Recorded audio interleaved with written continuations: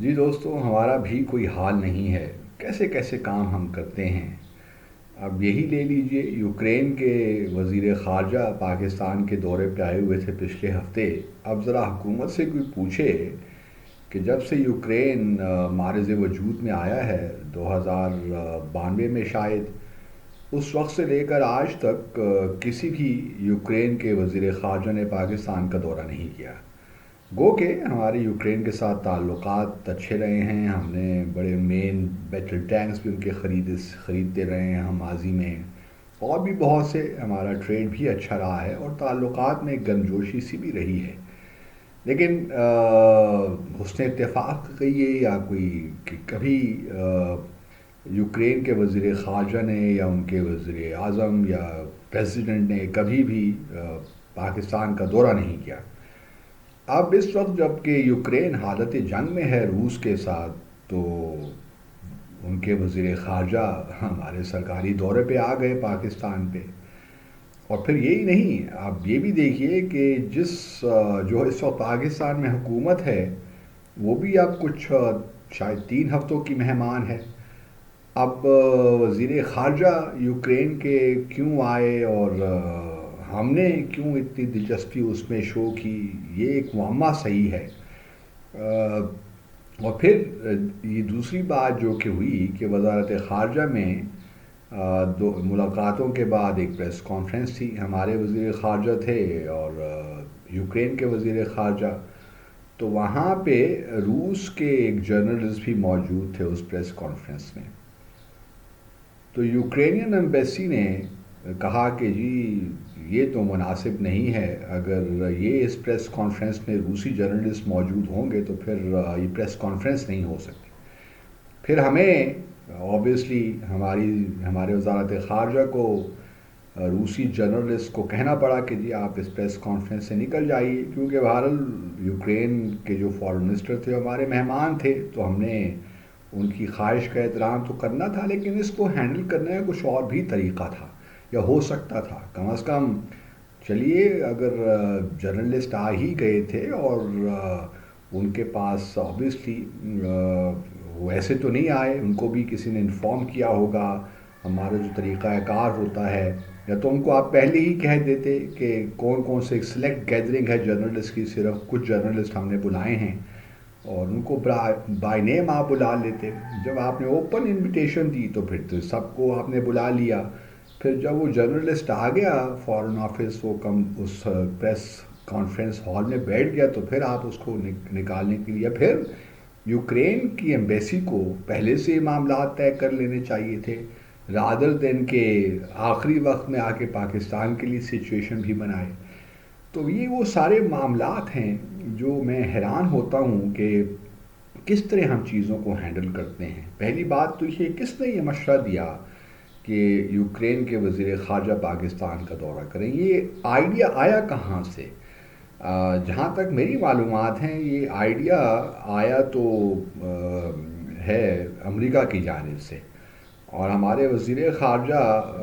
جو ہیں وہ ٹوکیو میں جو تھے 1 سے 4 جولائی تک، وہ پھر وہیں سے چلے گئے بقول ان کے کہ پرائیویٹ وزٹ ہے، لیکن پرائیویٹ وزٹ تو بس برائے نام ہی ہوتا ہے، اندرونی ملاقاتیں ہوتی رہتی ہیں۔ تو ایک پریشر تو تھا کہ آپ یوکرین کے فارن منسٹر کا وزٹ کروائیں یا ان کے کچھ ملاقاتیں ہو جائیں، کیونکہ اس وقت ایک لحاظ سے ویسٹرن یورپ میں بھی اور امریکہ بڑی مشکل میں ہے، کہ ان کے پاس جو بارود ہے، اسلحہ ہے، وہ ذرا یوکرین کے پاس کم پڑتا جا رہا ہے، اور یورپ خاص طور پہ جرمنی، فرانس، ان کے پاس اتنا اسٹاک نہیں ہے کہ وہ ایک سپلائی چین کو سسٹین کر سکیں یوکرین میں۔ اور دوسرا معاملہ یہ بھی ہے کہ اب اس لیے امریکہ نے کلسٹر منیشنز بھی دینا شروع کر دیے ہیں، جو کہ بہت ہی ڈسٹرکٹیو ہوتا ہے اور بڑا خطرناک ہوتا ہے۔ گو کہ کلسٹر منیشنز جو ہے اس کا نہ تو اسے پابندیاں بھی ہیں کچھ international, but U S, Russia اور ایون پاکستان ممبر نہیں ہیں اس کنونشن کے یا پروٹوکول کے۔ تو کہنے کا مقصد یہ ہے، اور میں یہ قطعاً نہیں کہہ رہا کہ پاکستان امریکہ یوکرین کو اسلحہ یا بارود فراہم کر رہا ہے، ویپنز فراہم کر رہا ہے، لیکن اور یہ ہمارے وزیر خارجہ نے بھی اپنی پریس کانفرنس میں کہا جب ان سے سوال پوچھا گیا، اور یوکرین کے فارن منسٹر نے بھی یہی کہا جب ان سے یہ سوال پوچھا گیا کہ جی ہمارا کوئی انٹر گورنمنٹل ارینجمنٹ نہیں ہے کہ ہم اس طرح میونیشن وغیرہ یا اسلحہ بارود وغیرہ سپلائی کریں یا ہم پاکستان سے لیں، تو کوئی بھی تو یہ نہیں کہہ رہا، لیکن یہ بات یاد رہے ہمارے لوگوں کو کہ دیکھیے اینڈ یوزر سرٹیفکیٹ ایک ہوتا ہے، اور اگر خدا نخواستہ ہم لوگ یہ سپلائی کر بھی رہے ہیں تو یہ کچھ زیادہ عرصے تک چھپی نہیں رہی کہ یہ بات اور یہ سامنے آ جائے گی. فیصلہ ہم نے یہ کرنا ہے کہ ہمارے لیے کیا ریلیشن شپ کیا ہمارے لیے امپورٹنٹ ہے. اگر ہم نے یہ ایک پوزیشن لے رکھی ہے کہ ہم نیوٹرل ہیں، ہم اس کانفلکٹ میں نہیں الجھنا چاہتے، اور ہم چاہیں گے کہ اگر ہم کوئی ہیلپ کر سکتے ہیں تو ہم اس کانفلکٹ کو ختم کریں، کیونکہ روس سے بھی ہمارے تعلقات بڑھ رہے ہیں، ہم شنگھائی کوآپریشن آرگنائزیشن کے ممبر بھی ہیں، لیکن دوسری جانب یوکرین کے ساتھ بھی ہمارے ٹریڈیشنلی بڑے اچھے تعلقات رہے ہیں.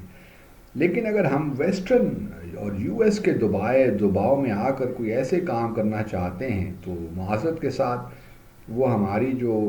لانگ ٹرم انٹرسٹ ہیں ان کے ساتھ مطابقت نہیں رکھتے. ممکن ہے کہ اس وقت جو پی ڈی ایم کی لیڈرشپ اور خاص طور پہ وزیر خارجہ جو ہمارے ہیں، کیونکہ انہوں نے 6-7 وزٹ تو کر لیے ہیں امریکہ کے، اور شک و شبہات تو پیدا ہو رہے ہیں، کیونکہ ایک لحاظ سے مجھے تو یوں لگتا ہے کہ اب ہم، اور یہ اسی کی ایک کڑی بھی ہے، اگر آپ کو یاد ہو تو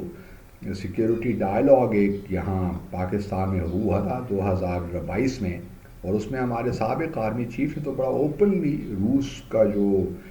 اس کو تو وہ اسپیشل ملٹری آپریشن کہتے ہیں، لیکن ہمارے آرمی چیف نے کہا کہ جی اس ایگریشن کو ہم کنڈیم کرتے ہیں، اور بڑی سخت زبان استعمال کی تھی جو کہ